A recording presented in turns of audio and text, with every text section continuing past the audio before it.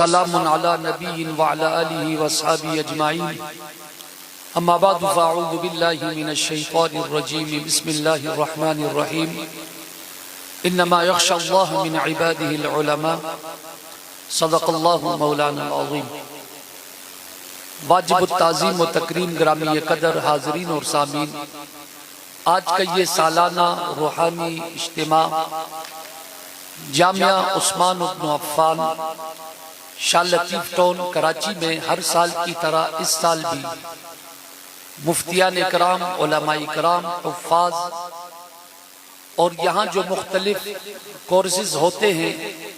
ان کے فاضلین کے اعزاز کے اندر انعقاد پذیر ہے۔ یقیناً جامعہ عثمان بن عفان یہ اس خوبصورت تسلسل کا ایک خوبصورت سلسلہ ہے جو حضور علیہ السلام نے کبھی دار ارقم حضرت ارقم رضی اللہ تعالیٰ عنہ کے گھر میں آپ نے ایک مکتب، ایک مدرسہ قائم کیا تھا، پھر آپ نے ہجرت مدینہ کی، مدینہ منورہ میں پاک پیغمبر نے مسجد کا قیام کیا، مسجد کے قیام کے ساتھ متصل آپ نے ایک مدرسے اور جامعہ کا آپ نے انعقاد کیا جسے صفہ کہا جاتا ہے، اور اسی صفہ کی تعلیمات پوری دنیا کے اندر پاک پیغمبر کی نبوت کے فیوزات کے ساتھ اور حضور علیہ السلام کے برکات کے ساتھ اور آپ کی نبوت کی کرنوں کے ساتھ یہ کرنیں اطراف عالم کے اندر پھیلتی چلی گئی اور دنیا کو پیغام ہدایت دیتی چلی گئی، ایمان کا تعارف کراتی چلی گئی، توحید کی بات دنیا کو بتاتی چلی گئی۔ آپ کا نام قرآن کی صورت میں پھیلا، صحابہ کرام نے سنت کی صورت میں اللہ کے نبی کے پیغام کو پھیلایا، یوں چلتے چلتے ایک سلسلہ جڑتا چلا گیا اور بڑھتا چلا گیا اور پھیلتا چلا گیا۔ اس کی بنیاد اصحاب صفہ کے وہ طلباء کرام ہیں جنہوں نے نبوت سے قرآن کی تعلیم حاصل کی، سنت کی تعلیم حاصل کی، اور تعلیم حاصل کرنے کے بعد وہ دنیا کے اندر پھیل گئے۔ یہاں ایک بات سمجھنے کی ہے کہ رب کریم نے پاک پیغمبر پر کتاب نازل کی، اِنَّا نَحْنُ نَزَّلْنَا الذِّکْرَ وَإِنَّا لَهُ لَحَافِظُونَ۔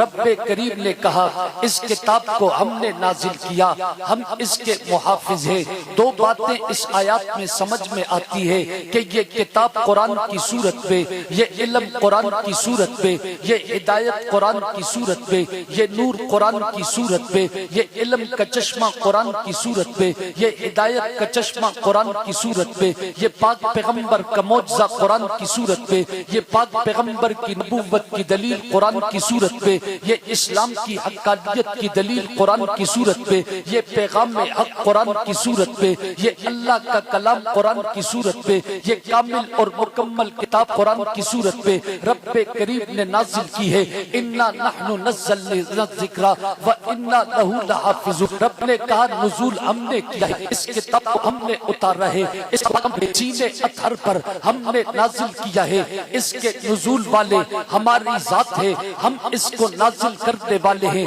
وَإِنَّا لَهُ لَحَافِظُونَ۔ رب کریم نے اپنا پہلا وعدہ پورا کیا کہ 23 سال کے اندر رب کریم کا یہ کلام پاک پیغمبر پر نازل ہوتا رہا، اگرچہ کفار نے بڑی محنت کی ہے کہ پاک پیغمبر پر مجنون کا الزام لگا کر، آپ علیہ السلام پر دیوانے کا الزام لگا کر پاک پیغمبر کی دعوت کو روکا جائے، آپ کی تبلیغ کو روکا جائے، اسلام کو روکا جائے، وحی کے پیغام کو روکا جائے، اور نزول قرآن کے سلسلے میں لوگوں کو شک اور تردد اور ریب کے اندر ڈالا جائے۔ لیکن رب نے کہا کہ ہم نے نازل کیا ہے۔ جب رب نازل کرنے کا ارادہ کرتا ہے 23 سالوں کے اندر ہر حالت اور ہر واقعات اور حادثات ہوتے رہے اور سامنا کرتے رہے، کفار آتے رہے، مشرکین آتے رہے، یہود اور نصارہ آتے رہے، ہنود آتے رہے، لیکن قرآن کے نزول کا سلسلہ برابر جاری رہا، برابر پاک پیغمبر کے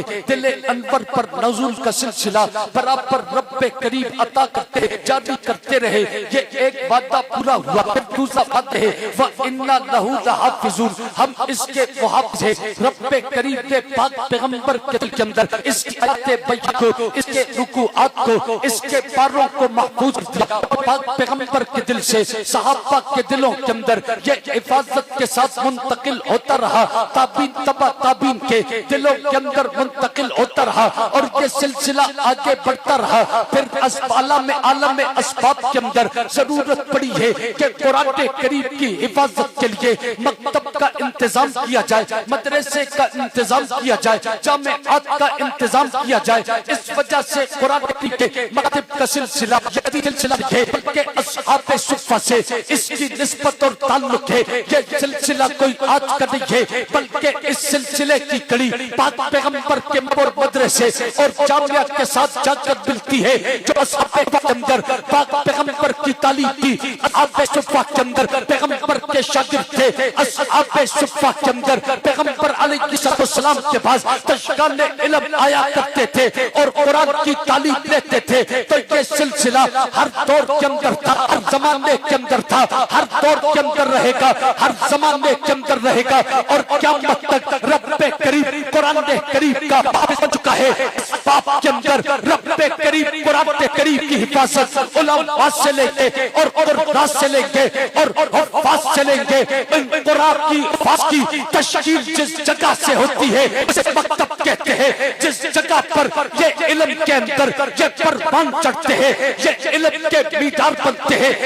معمار بنتے ہیں، علماء بنتے ہیں، انہی جگہوں کو مکتب کہا جاتا ہے، مدرسہ کہا جاتا ہے، جامعہ کہا جاتا ہے۔ عثمان بن عفان نے بھی اس سلسلے کو جاری رکھتے ہوئے اپنے اس مدرسے کے اندر حفاظ کی کثیر تعداد پیدا کر کے علماء کی صف کو بھی کھڑا کر دیا ہے، مفتیان کی جیب کو بھی تیار کر دیا ہے۔ پھر اس پر جدید تقاضے اس جامعہ اندر ہوتے ہیں، وہی جامعہ کہتے کا حقدار ہوتا ہے۔ جدید دور کے اندر جامعات کے لیے، کھیل کود کے لیے، اور اسی طرح